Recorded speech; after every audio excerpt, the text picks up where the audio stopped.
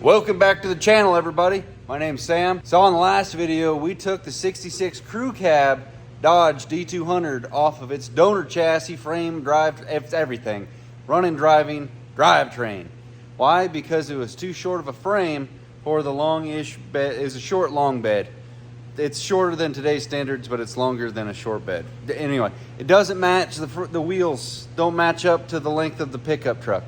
So we're gonna go out and do something that's completely against what I would normally do, and that is we're gonna take a truck and pretty much destroy it. Well, it's got a salvage title, so that allows a little bit of justification to it. But we need a truck that's longer to fit under this. So let's go get that and start tearing it down.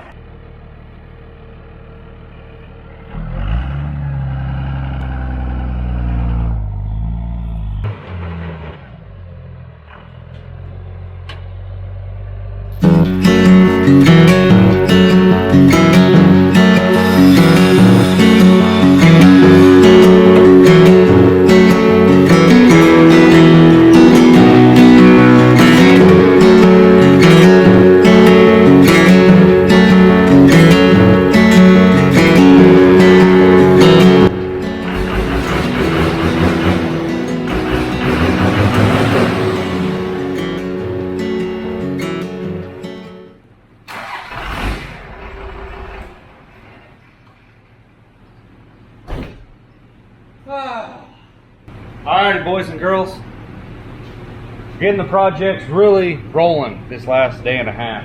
But this truck right here, unfortunately, is at the end of the road as far as the second gen goes. 97 with a 5-speed, so it means it's got the high horsepower pump, 215 factory. That's not the case anymore. She's been sauced up a little bit. It's got a different turbo, different intercooler. Honestly, this is an awesome truck. It's probably one of the more well-equipped second gens that I've gotten. It's got the actual leather interior, fancy fog light stuff, but it's just been a work truck through and through. And at some point in its life, they collected on salvage title insurance because engine caught on fire. It's all fixed. This thing is going to be the donor truck for that 66. I'll go show you that quick. 66 Dodge D200 4-door. This was a factory, I believe, a big block unit. This thing is going to be 5-speed Cummins powered right here. So we need to, first and foremost, tear this thing down right here. Quite honestly, a score of a deal I got on this truck. It does have a couple rot patches, which is very, very rare for this area. I mean, it's got the tan interior, the dash. What the hell? Still up there. But I mean, it's got the leather, the 5-speed. It's a nice truck. But you can see it's been very, very well used. So we're gonna take the cab, everything off this thing, see how far I get with it today. The thing about a 97 12 valve, even if it was an automatic, is when they switch to hydraulic assist brakes. So you got less stuff realistically up on the firewall when you go to put it in your other vehicle. So that's one thing I'm pretty happy about. Because if you go with a 96 or older, it's got a big vacuum booster thing right here, so it's like a big balloon bowl. Eats up a lot of real estate, so this is nice. And a mechanical 12 valve like this is pretty much self-sufficient. All it needs is electricity to pump the starter and turn the fuel on. Or you can turn the fuel on with a cable. But this thing is self-contained, self-isolated. It's got its own fuel pump, mechanical, everything. So these are perfect donors. That's why they're in everything. So let's tear it down. Oh, FYI, I am not parting this truck out. Anything that's good on this truck, I just store it.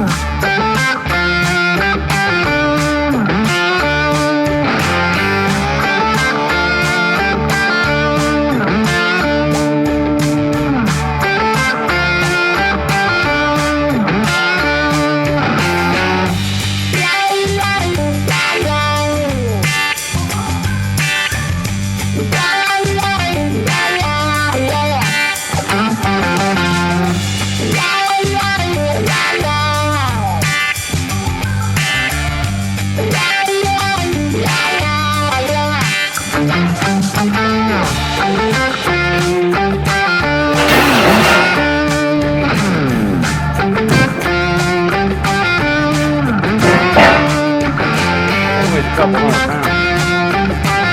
Ridiculous.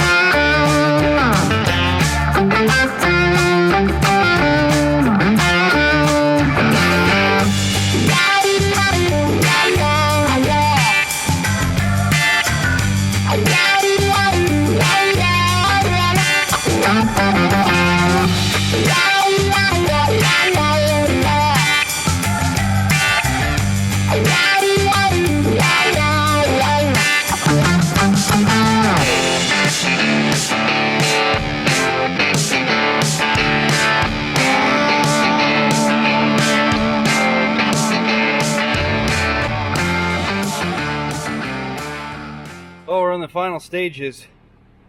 Cab mounts, bolts out. Thing is just chilling on there. But now we got to battle with the devil. These early second gens stick shift tower is yeah, it's a bitter pain to get this thing off of there. This is ruined, so just to destroy it all the way. Get in there. You got to push this collar down and turn it. And $300 for a used one, vintage. Check this out. Sliced it, CB cable, CB antenna, and then they sliced it to get the ball off. Getting the brake pedals and stuff. So I just punched a hole in the dash up top, let in a little bit of light. These things are just a mother.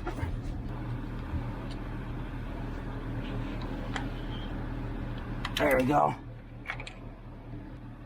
It's like a quarter turn unit right there, and that thing is a pretty good spring to push. So I'll pop this thing off, and then we're ready to flop the cab and break some wires.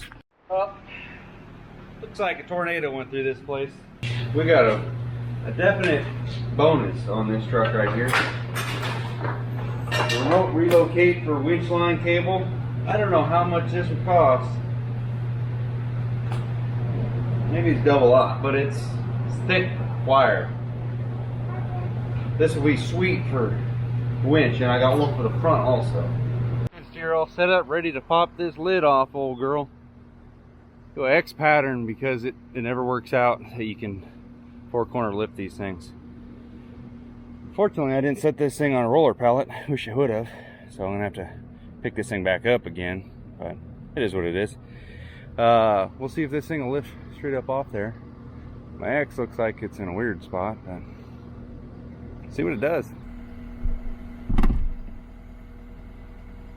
Looks like somebody forgot to undo the heater core hoses. This is perfect.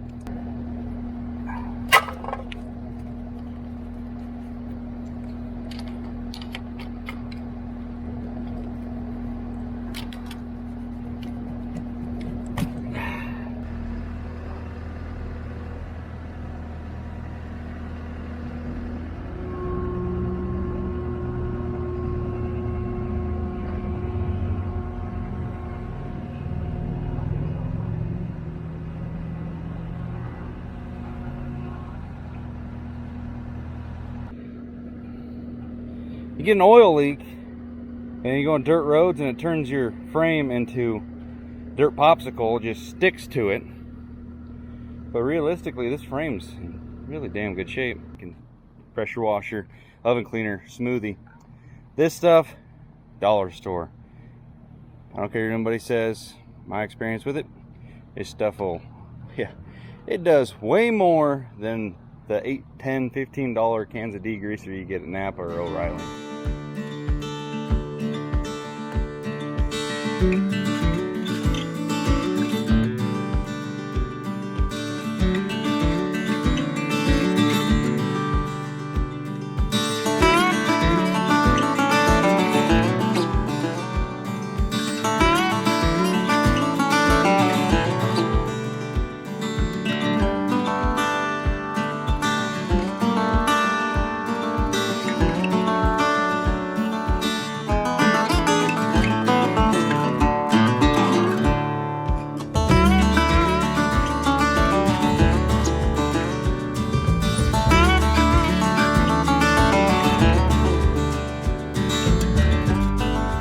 Time lapse is still going, to be honest with you. Let's just take a look at it. Spent $3 on oven cleaner so far. Sprayed her down. I'm gonna give her one more bath. Only got about a can and a half left, so have to do a reload trip. But it's kind of neat. It's got the dual shock option here. Don't know why it's not on there. Somebody deemed it elite worthy. She's cleaning up really well. I didn't even honestly notice this first round. It's got the heavy duty transfer case, the DHD instead of the D light duty. That's kind of neat.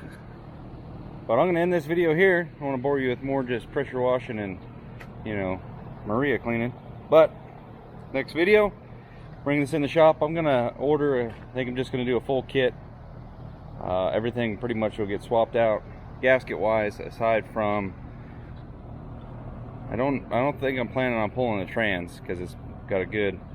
I'll inspect, see if we got any drips from the rear main. But rear main and oil pan gasket, we're not going to touch those. If I pulled the whole engine, then I'd just go ahead and do some rod main bearings. But she sounded good, and I don't really want to go and mess with something that doesn't need messed with. We're going to give it a little peace of mind, but can of worms. But we'll end it here. Thank you guys so much for watching. I'd really appreciate it if you hit the like button and you shared this video. Get this channel rolling. Very much appreciate you guys viewing. Again, this is probably going to be one of my bigger projects, I would say, and then they just keep going a little bit bigger from there. But I think value wise, this one's going to be up there if I do this right. So I'm looking forward to making this count. See you guys in the next one. Thanks for watching.